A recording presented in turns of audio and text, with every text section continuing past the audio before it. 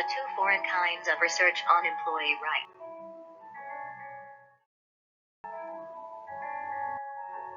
Reported by Beverly Jeanne Evangelista, MPA student, Human Resources Management and Labor Laws.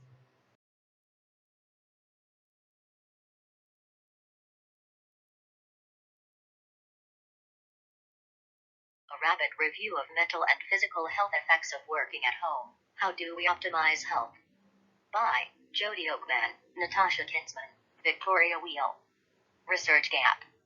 The coronavirus, COVID-19, pandemic has resulted in changes to the working arrangements of millions of employees who are now based at home and may continue to work at home, in some capacity, for the foreseeable future. Decisions on how to promote employees' health whilst working at home, WAH, need to be based on the best available evidence to optimize worker outcomes.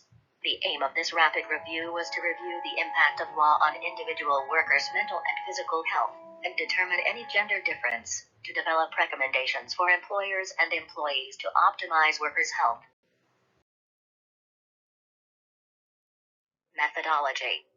A search was undertaken in 3 databases, PsycInfo, ProQuest, and Web of Science, from 2007 to May 2020. Selection criteria included studies that involved employees who regularly worked at home, and specifically reported on physical or mental health-related outcomes. 2 review authors independently screened studies for inclusion. 1 author extracted data and conducted risk of bias assessments with review by a second author. Findings. 23 papers meet the selection criteria for this review. 10 health outcomes were reported: pain, self-reported health, safety, well-being, stress, depression, fatigue, quality of life, strain, and happiness. The impact on health outcomes was strongly influenced by the degree of organizational support available to employees, colleague support, social connectedness, outside of work, and levels of work-to-family conflict. Overall, women were less likely to experience improved health outcomes when WA. Conclusions and recommendations. This review identified several health outcomes affected by WA. The health-work relationship is complex and requires consideration of broader system factors to optimize the effects of WA on workers' health. It is likely mandated WA will continue to some degree for the foreseeable future. Organizations will need to implement formalized WA policies that consider work-home boundary management support, role clarity, workload, performance indicators, technical support, facilitation of coworker networking, and training for managers.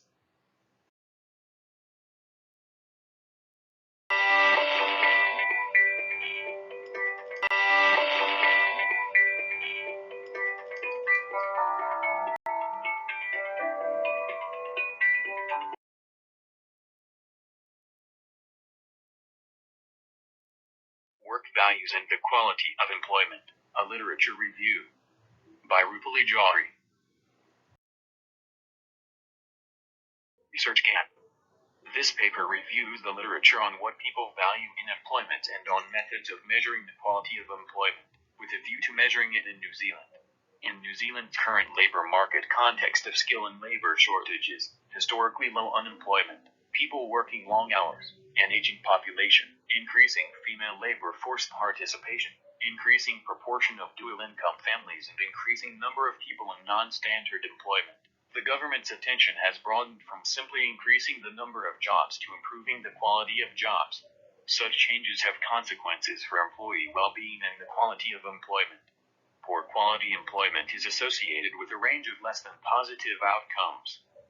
The quality of employment, sometimes referred to as quality of work, quality of working life, job quality, or good jobs and bad jobs, has also increasingly become the focus of attention among labor market analysts and policymakers in the European Union and OECD countries as they face similar changes.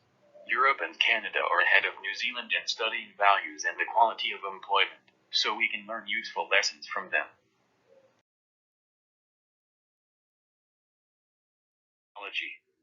The appendices contain indicators, surveys, and datasets used in studying values and measuring the quality of employment in Europe, Canada, and New Zealand. Recognizing the role of work values in labor turnover, productivity and business practices, analysts have recently begun examining work values. Work values or preferences have been studied using mainly quantitative methods such as surveys. However, Edwards and Burkett, 2001, got rich data from focus groups of people in Britain grouped by income, age and gender. The main surveys from Europe and Canada used for analyzing work values are detailed in Appendix I. Some of the main New Zealand surveys are also included in this appendix. Surveys range from one-off to repeating surveys, repeated quarterly, annually, or even every 5 years. They are conducted by telephone or face-to-face, with respondents giving their opinions on a range of items. Depending on the scope and focus of the surveys, they cover a range of themes including labor market participation, working conditions, employment relations, income, health, education, housing, religion, family values, demographic details, etc. They can target the whole labor force or selected sections of it. Findings. The Quality Employment Indicators Project of the Canadian Policy Research Networks, CPRN, provides information on the quality of employment in Canada. Its website, www.jobquality.ca, has results on indicators of employment quality from different surveys grouped according to the following themes: influence, rewards, security, job design, environment, schedules, relationships, job demands, pay and benefits, training and skills, and special indicators. Refer to the CPRN indicators. This information is available freely on the internet. In addition to monitoring the quality of employment in Canada, this website provides resources to guide employers in using these indicators for human resources and performance management.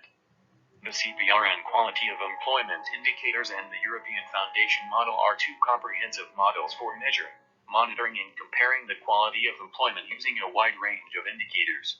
The latter has been used more widely in the EU and has also been used for reviewing policy and legislative developments relating to the quality of employment, hence provides a wider basis for comparison.